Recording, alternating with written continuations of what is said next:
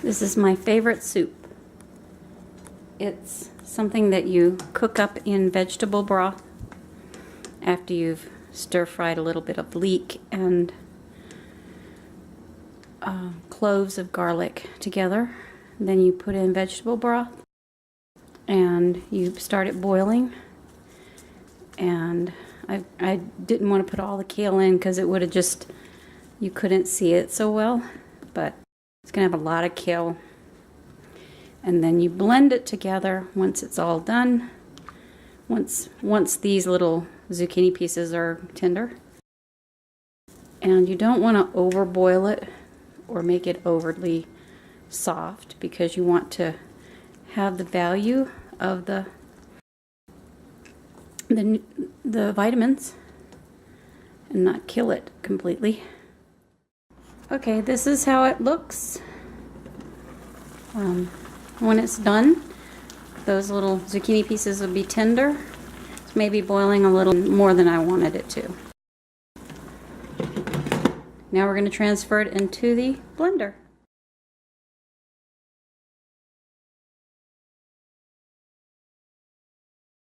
Okay, I got this cooled down. I decided to wait until it was totally cool. So this is the next day because I have plastic in the bottom of my blender. And I don't think I don't like it that it's plastic, so I don't like the idea of having the heat leach out some of the chemicals in the plastic. So what we're going to do is we're going to blend this up, and I'm going to put some potatoes, cooked potatoes, in with it. I'm not going to blend it all at once. I'm just going to take what I need now, which will be about, I don't know, maybe we're going to make a soup is what we're going to do.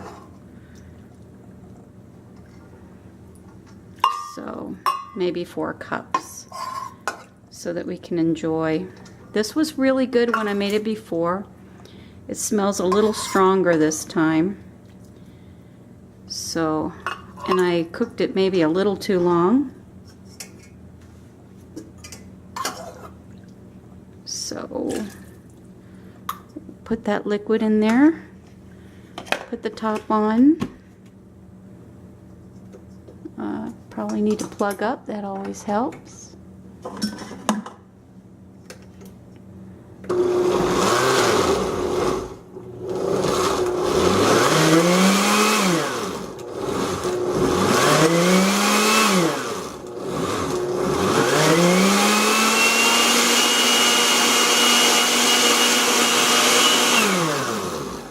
Now that probably made it pretty liquidy, and I doubt if there's any chunks in there, but you could leave it more chunky.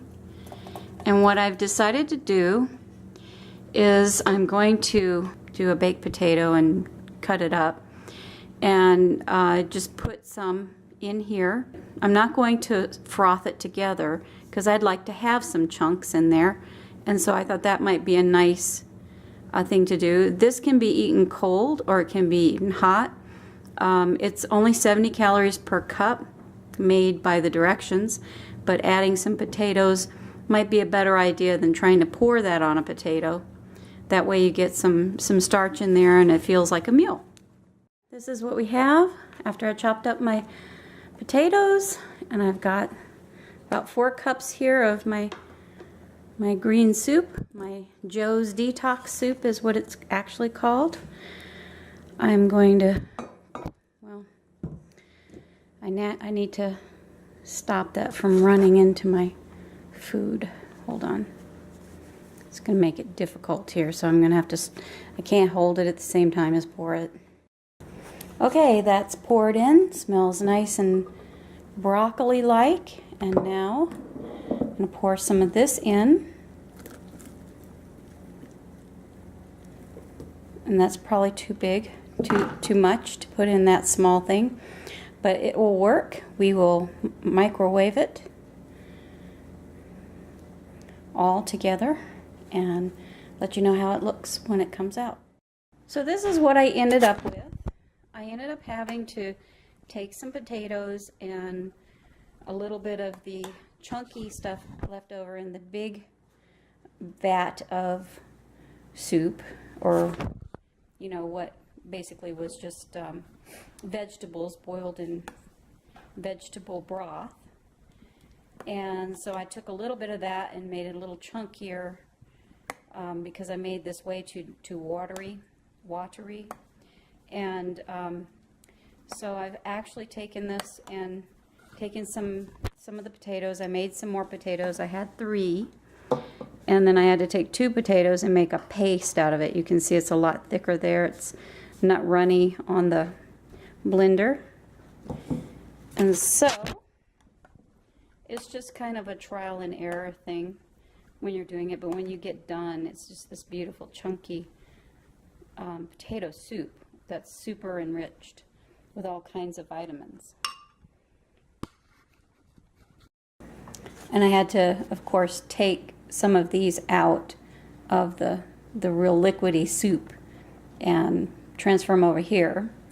You can kind of see in the bottom how liquidy that soup really was.